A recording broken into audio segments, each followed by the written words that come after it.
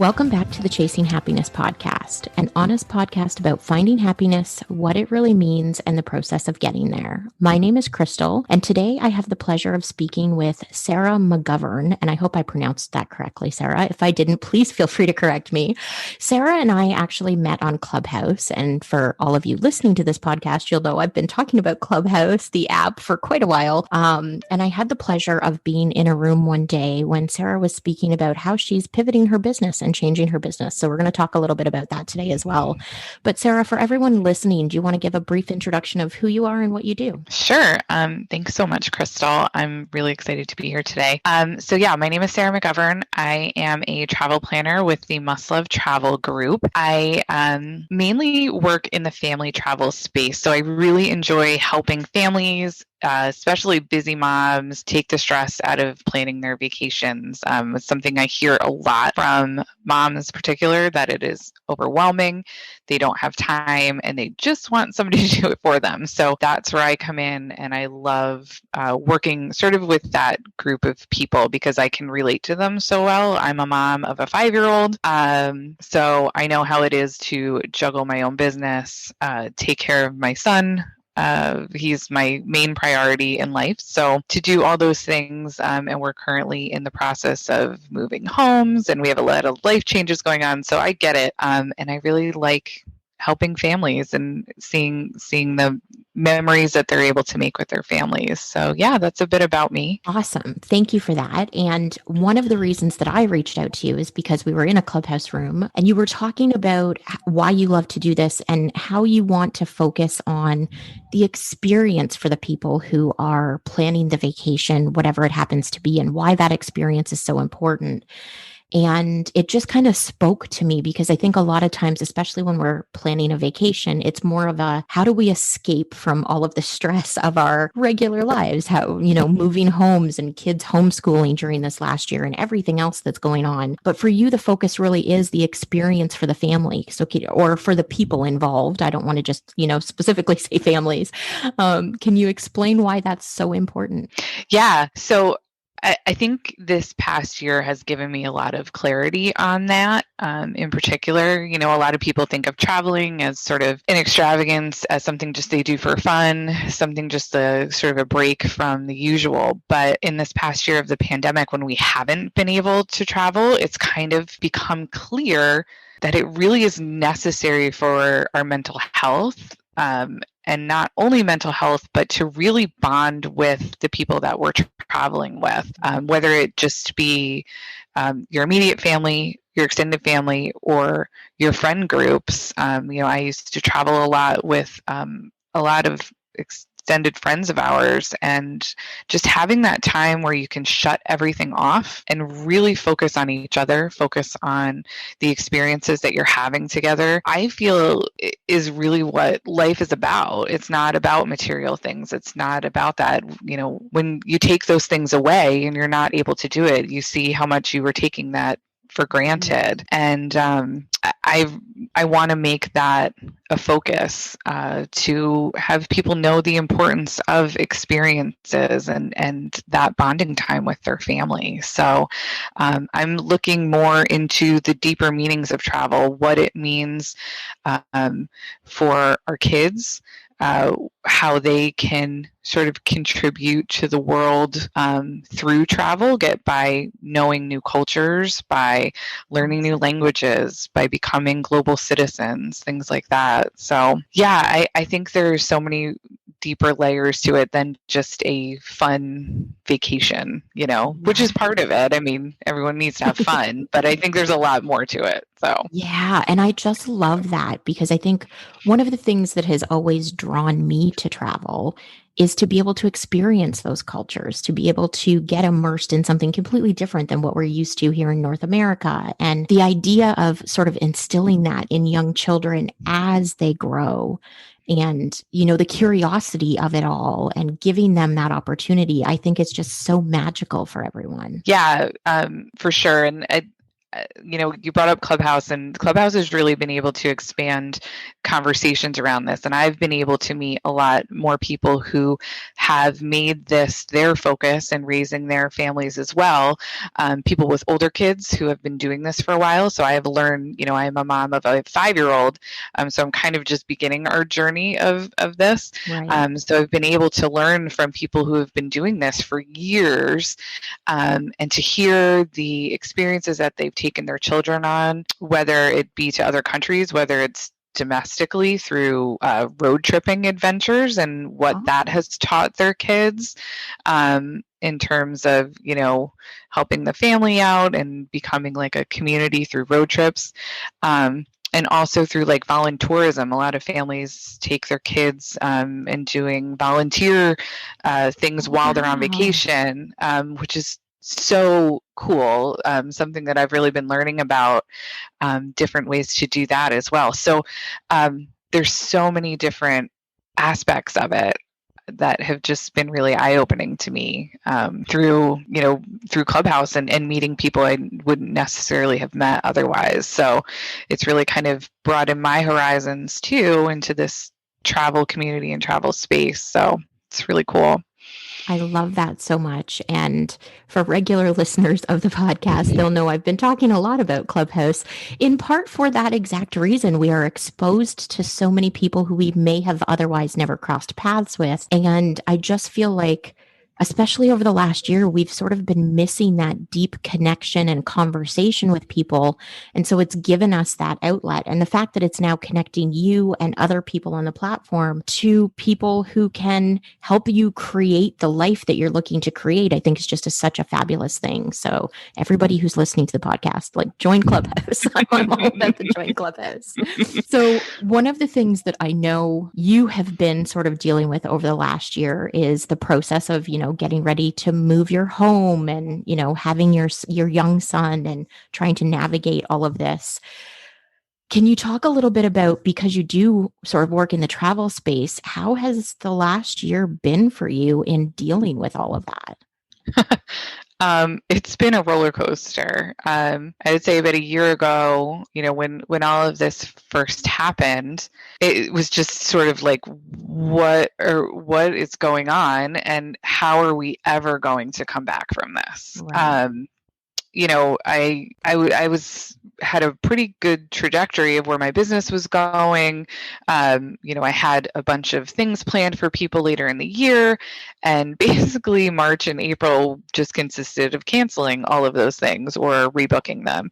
Right. And it was just very disheartening. I went through a lot of sadness, and because in my work, I don't get paid until people travel. Right. So I get paid from the travel providers. So I don't see any money until the people actually travel. So I'm doing all this work on the front end, and now canceling and continuing to doing all this work and knowing that I'm not going to see anything from it. Sure. So it was very difficult. I got really down for a while. It was really hard. And it took a while for me to sort of see where I wanted to go and how I wanted to kind of pull myself out of this and change my business model too, because I realized that I can't solely focus on people traveling to, provide a sustainable living in that, because this showed that that's not always going to be a possibility. Right. Whereas before, it never seemed like it wasn't a possibility. So yeah, it made me really think outside of the box and come up with some other things I could do around the travel space.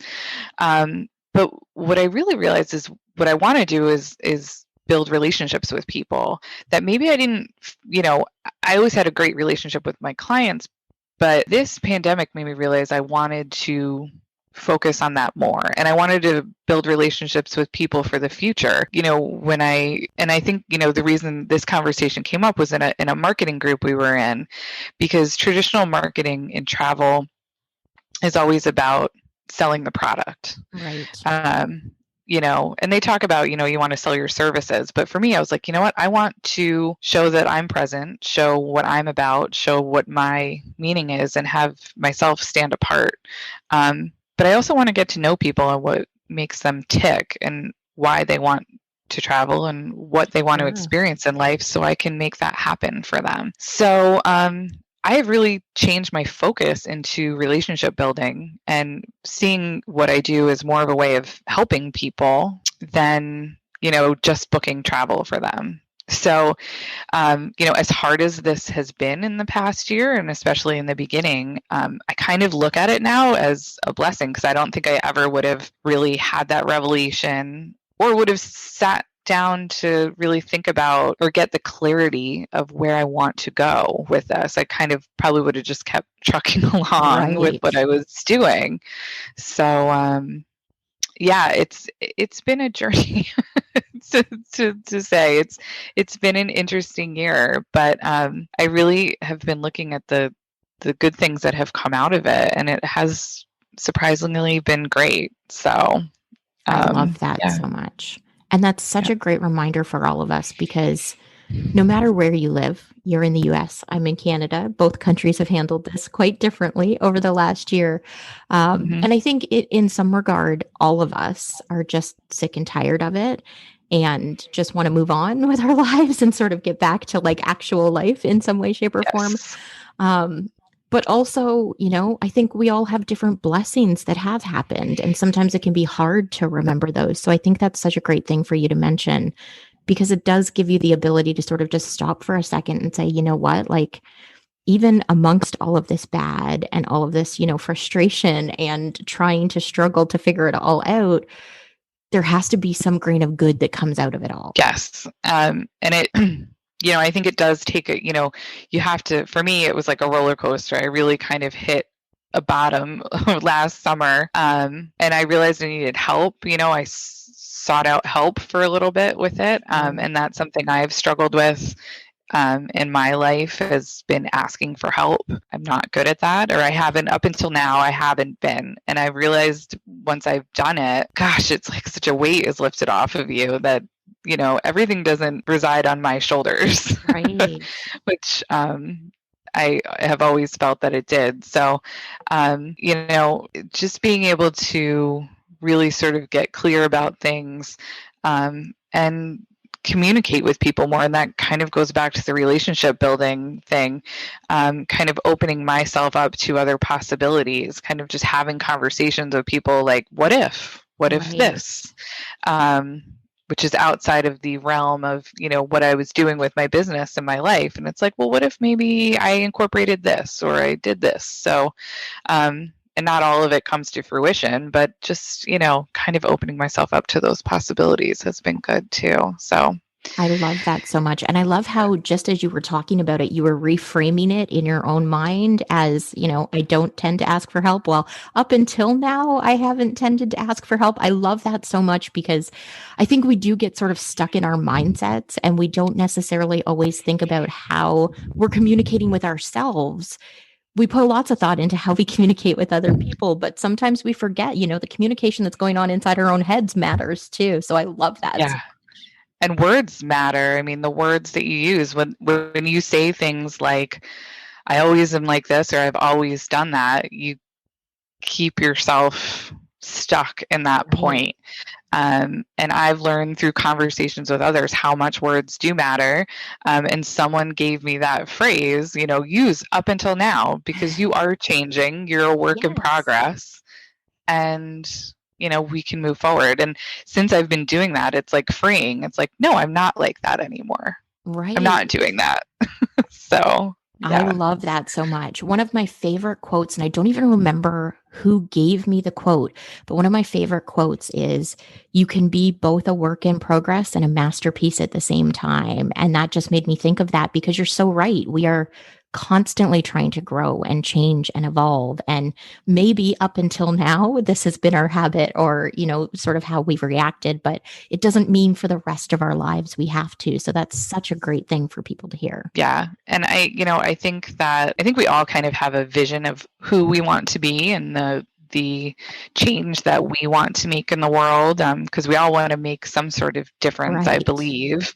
But we really are stuck in our limiting beliefs, either by what we've told ourselves, what other people have told us, something that keeps us stuck somewhere. Yeah. And once we allow ourselves to break free from that and realize we do have the opportunity to be that person that we want, it is going to take a lot of work, and it's scary as hell to get there. But I think it's worth it on the other side. I'm definitely happier with that, and even with the possibility of what might be if I don't hold myself back. So I love that so much. We're getting there. Well, and I think it's such a great reminder to everyone listening to this podcast that, it is a process and it does take time. And yes, some days are better than others, but it doesn't mean you're not making progress. So, yes, I totally agree. Thank you for that. I appreciate that so much. And for everyone who's listening to this podcast, if they want to get in touch with you to either have a conversation or talk about upcoming travel or whatever it happens to be, how can they find you? Sure. I am kind of on all of these social media outlets as Must Love Sarah. So the travel group I work with is called Must Love Travel.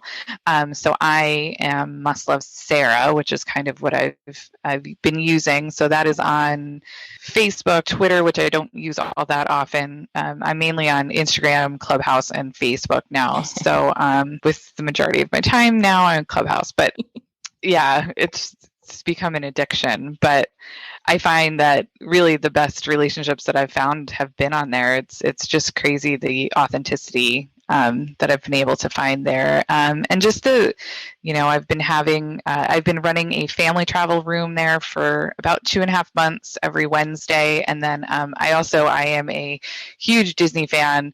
So I also run a Disney travel room on Saturdays as well, and I do Disney happy hours on Friday nights just for fun with other Disney fans. I love that. Okay, so total fan of Disney. Everyone who's listening to this podcast knows I am a total fan of Disney, and I think for most of the people listening to this podcast, they're used to the Disney talk. So I will ask you, how unbelievably excited or not excited are you for Disney's new cruise boat, The Wish, to finally hit the water? I'm excited. And, I'm going to tell you this. I have actually never been on a Disney cruise. Oh my gosh. I know. It's one of those things I've always wanted to, but I am such a Disney World fan that whenever we travel, I just want to go there. And I'm like, oh, a cruise would be nice, but I don't want to waste my vacation time and not go to Disney World. Like, it's just, I don't know. It just doesn't, it just has never worked out. And plus my husband isn't a big fan of cruising. So it's like, I haven't been able to convince him of it. So it's not something we've done yet, but I really want to do in the future. But the Wish looks amazing. I love that it's Captain Minnie now. I love that they're embracing that. Right? I think it's really cool. So yeah, I think it's just going to be amazing. I'm really excited for the 50th anniversary coming up this year of Disney World. I'm actually going to be there that weekend. So that should be really exciting. And I love Disney, and I love, I think that's kind of what started my sort of focus of family travel with my business is, I've been going to Disney for 35 years and it's kind of my second home. But once I began to be able to travel there with my son and like my parents and my husband's parents and make it like a bigger family travel vacation, and just seeing the bonding that happened with my son and his grandparents and like what we could do, I was like, well, this is amazing. This is a completely different experience. So that is kind of, Disney is what kickstarted that for me. And I love helping families plan trips there, but it's cool how that sparked it. And now it's kind of taken it into, well, now I want to travel the world and experience all these things everywhere. So yeah, it's my kickstart to everything always goes back to Disney. So.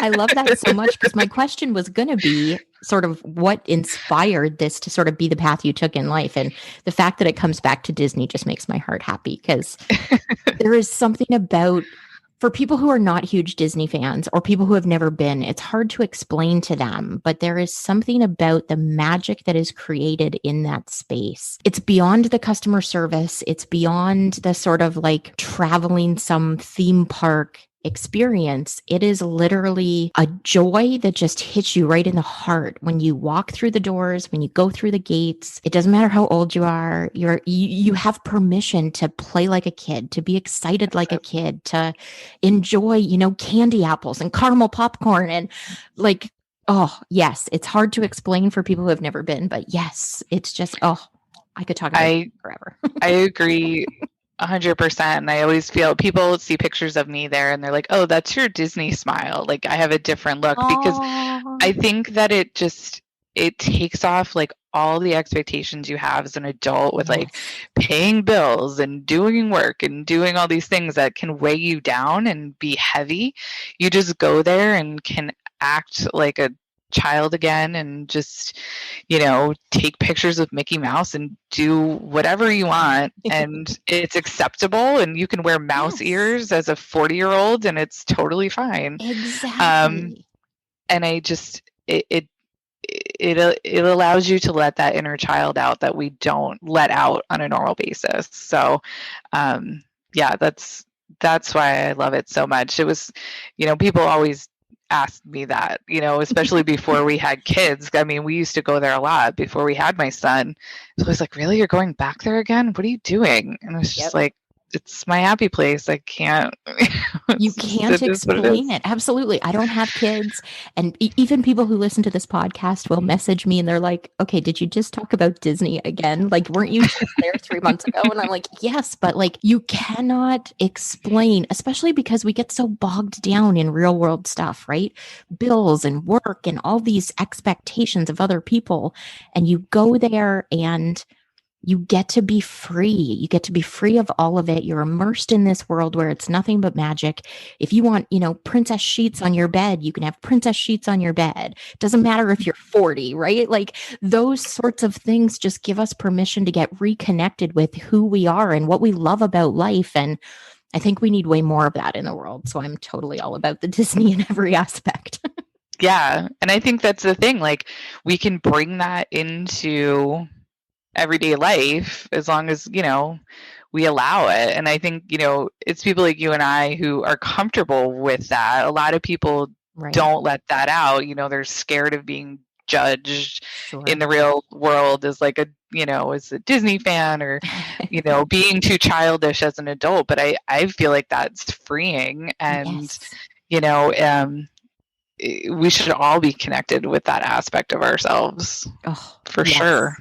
Absolutely. 100%. I'm going to create a little sign that says that because I 100% agree. So I want to be really respectful of your time because I know you are visiting with family. But typically on the podcast, when I have people on, I will end the podcast by asking 4 questions.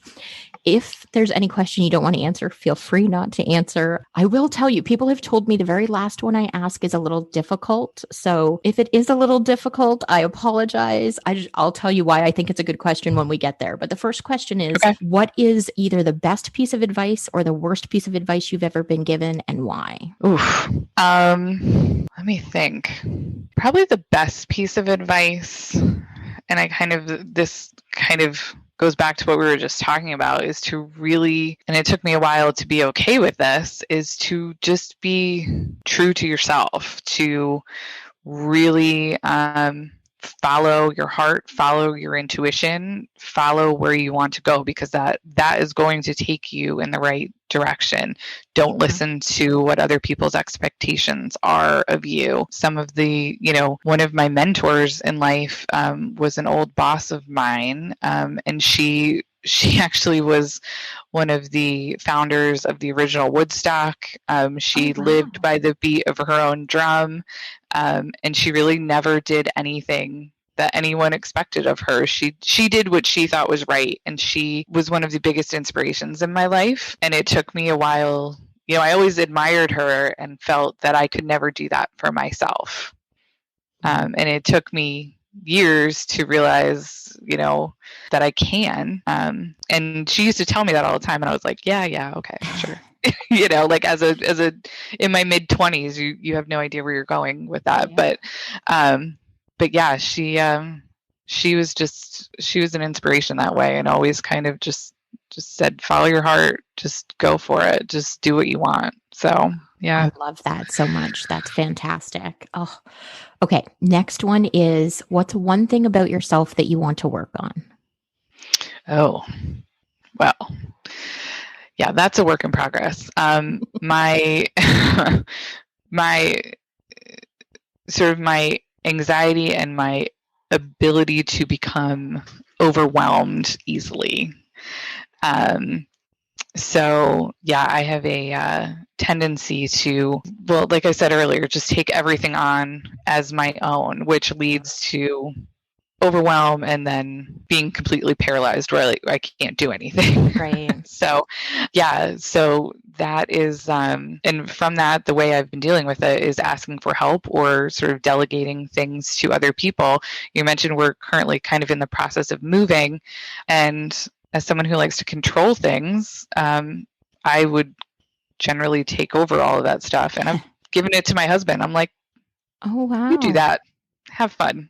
And it's been so nice this past week. I'm like, I haven't done anything. This is fantastic.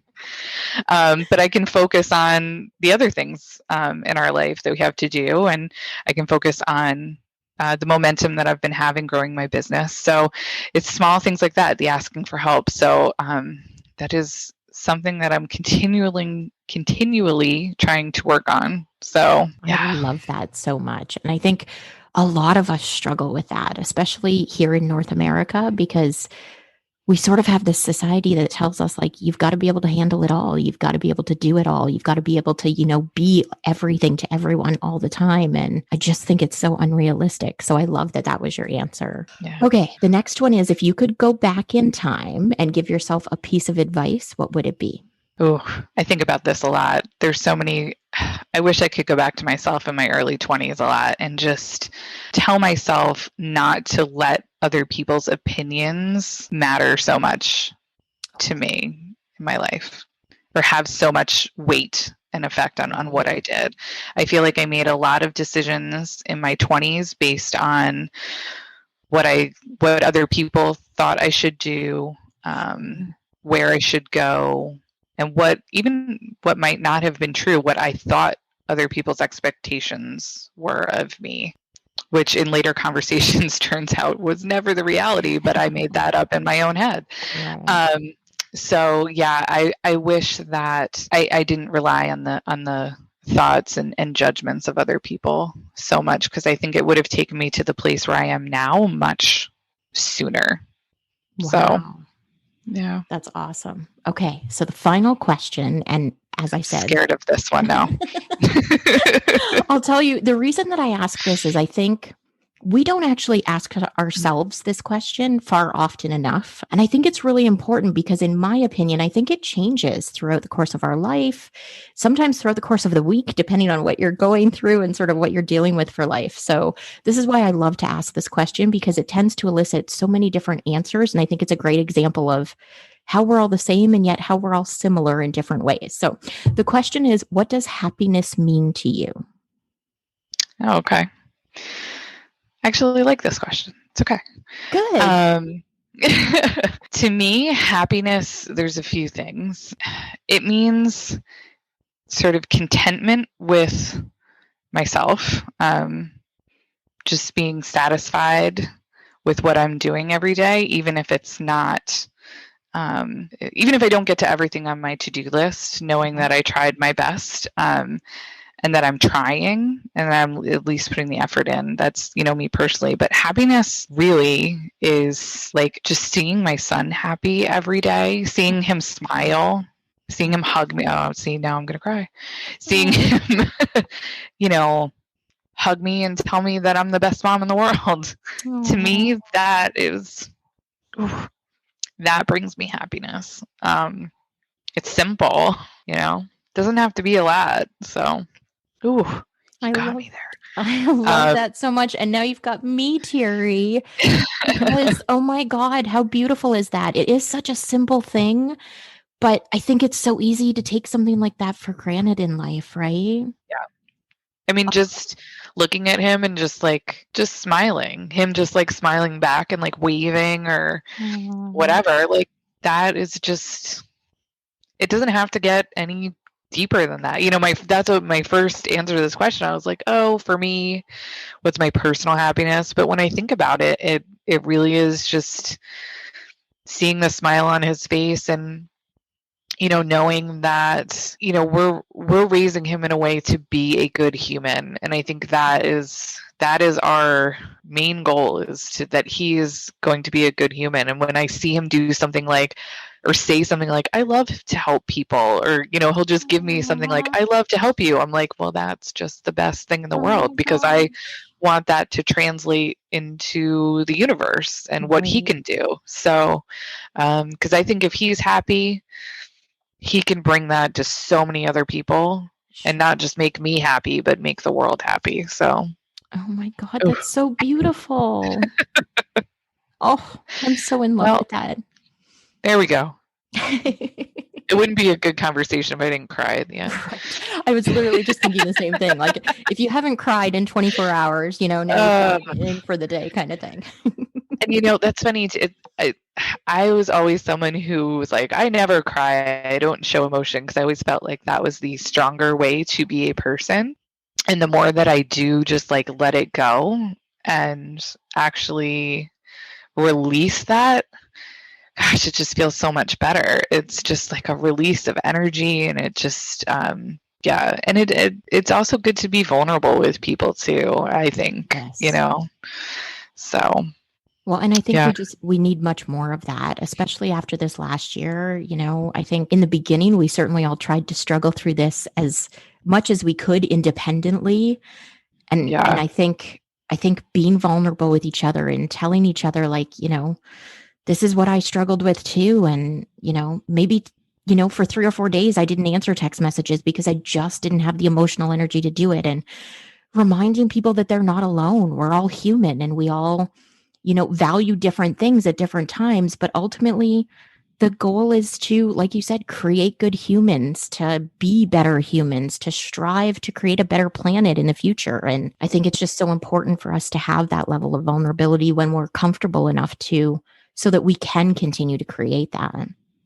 Yeah, I agree. And, you know, I think it all goes down to, we can't focus on just ourselves either. You know, this pandemic has kind of shown us that we really are a global community. Right. I mean, this affected the world. This did not just affect our country, our state, whatever. Right. This really affected the world. And that the decisions that we make as a person affect a lot of other people. And you know, I think, and it kind of goes back to my whole thing with travel, of how we are global citizens. And like, I want to, you know, I'm learning on how we can travel more sustainably, how we can travel, you know, more, and try to educate people on that too, to, you know, just be more aware of cultures and environments when we go to those places, because it all just it's like a ripple effect wherever you go. And so it's been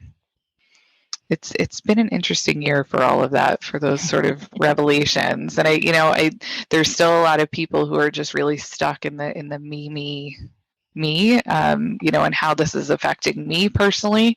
But I'm really trying to look at how my actions affect the community and the world. So, because we all can make small differences, I think.